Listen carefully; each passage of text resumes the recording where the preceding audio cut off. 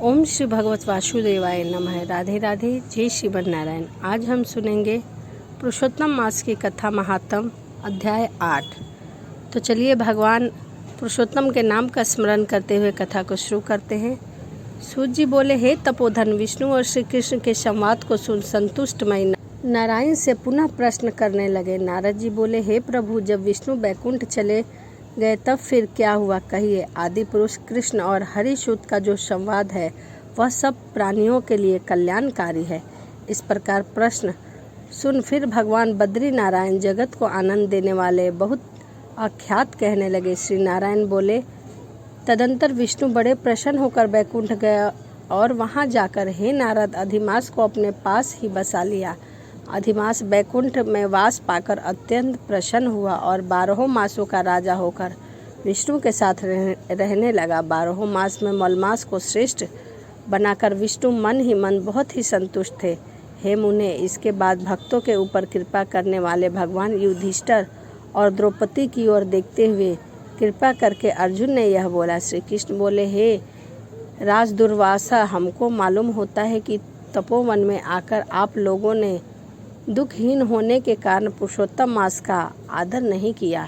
वृंदावन की शोभा के नाथ भगवान का प्रिय पात्र पुरुषोत्तम मास आप वनवासियों का प्रमाद से व्यतीत हो गया। भीष्म, द्रोणाचार्य, कर्ण के भय से सनत्र मन आप सब लोगों ने भय और द्वेष से मुक्त होने के कारण प्राप्त पुरुषोत्तम मास का ध्यान नहीं दिया। कृष्ण पैया ब्याव देश से प्राप्त विद्या आराधना में तत्पर रणवीर अर्जुन ने इंद्रकील पर्वत पर चले जाने पर उनके वियोग से दुखी आप लोगों ने पुरुषोत्तम मास को नहीं जाना। अब यदि आप यह पूछे कि हम क्या करें, तो मैं यही कहूँगा कि भाग्य का अवलंबन करो। पुरुष का जैसा सदृष्ट होता है वैसा ही सदा भासता भी होता है। भाग्य से उत्पन्न जो फल है वह अवश्य ही भोगना पड़ता है। दुख और सुख, भय, कुशलता इत्यादि भाग्य अनुसार ही मनुष्य को प्राप्त होता है। अतः अदृष्ट पर विश्वास करने वाले आप लोगों को अदृष्ट पर निर्भर करना चाहिए।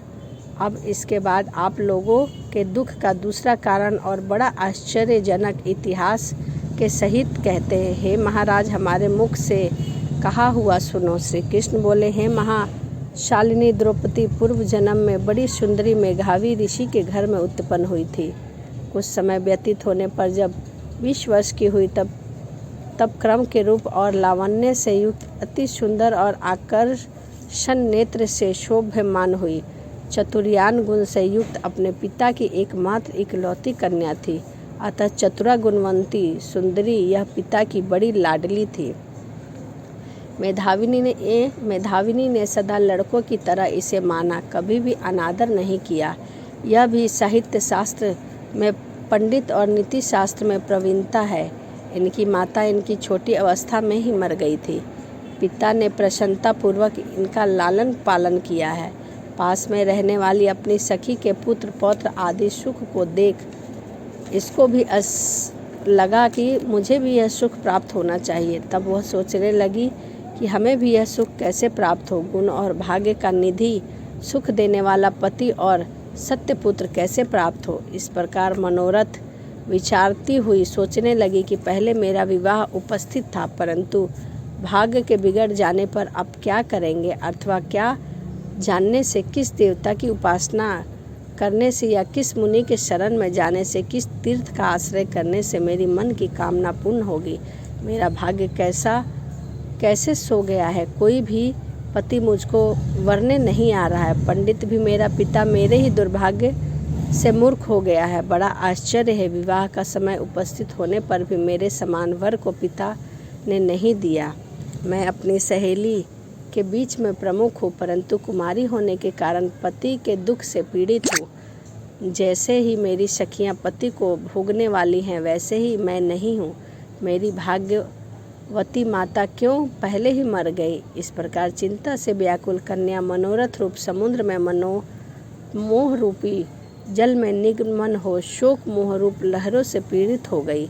इसके बाद पिता मेघावी ऋषि भी कन्यादान के लिए कन्या के समान वर ढूंढने के लिए हेतु देश विदेश में भ्रमण करने के लिए निकल गए, परंतु कन्या के योग्य वर कहीं भी नहीं मिला और वह निराश होकर वापस लौट गए।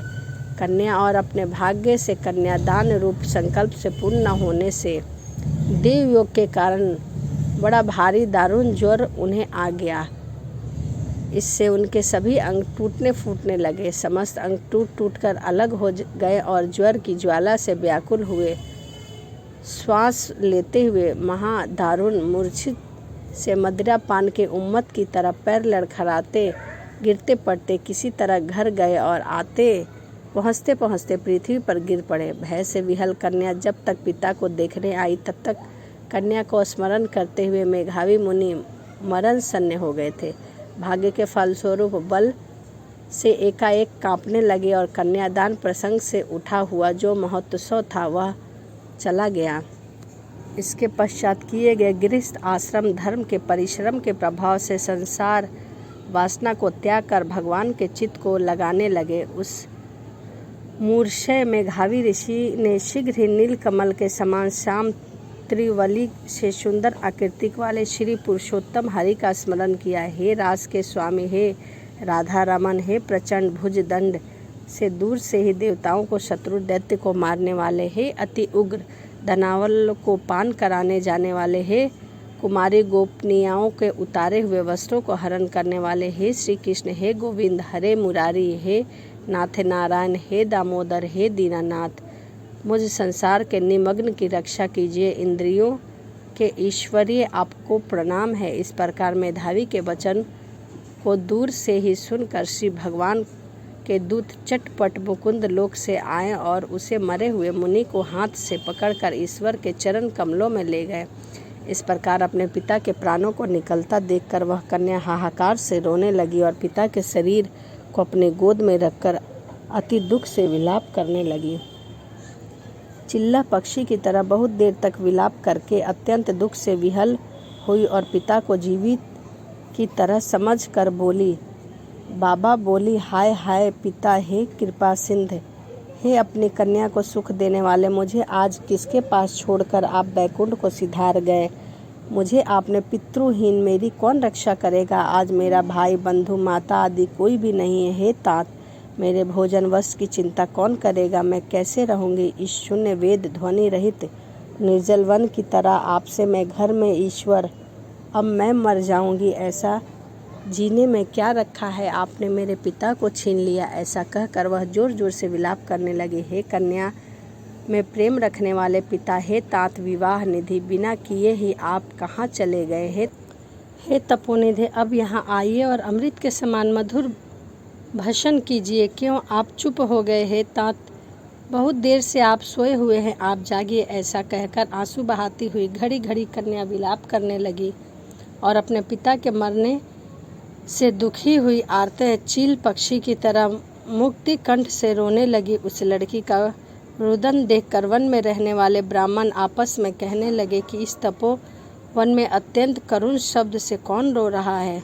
ऐसा कहकर सब तपस्वी चुप होकर यह मेधावी ऋषि की कन्या का शब्द है ऐसा निश्चय कर घबराए और हाहाकार करते हुए मेधावी के घर आए और वहां आकर सबने कन्या के गोद में मरे हुए मेधावी ऋषि को देखा और देखकर उस वन में रहने वाले सब मुनि रोने लगे। कन्या की गोद में शव को लेकर शिव मंदिर के पास शमशान पर गए। वहां काष्ठ की चिता लगाकर विधि से अत्यइष्ट कर्मकार देह संस्कार किया। देह संस्कार के अंतर्गत कन्या को समझा कर सब ऋषि अपने अपने आश्रम गए। इधर कन्या भी धैर्य धारण कर यथाशक्ति क्रिया के लिए द्रव्य खर्च किया। इस प्रकार पिता की मरण क्रिया को करके कन्या इसी तपोवन में निवास करने लगी और पिता के मरण रूप दुखीन शरीर को जला हुआ रंभा की तरह व्यथित होता हुआ एवं बछड़े के मर जाने से जैसे गौ चिल्लाती और खाती पीती नहीं है और वह दिन पर दिन दुर्लभ हो जाती है, वैसे ही यह भी बाला दुखी थी और इसने भी अपना खाना पीना सब छोड़ रखा था। इति श्री बृहन्नारदीय पुरुषोत्तम महात्म्यम अष्टो अध्याय समाप्तम। श्री हरिनम।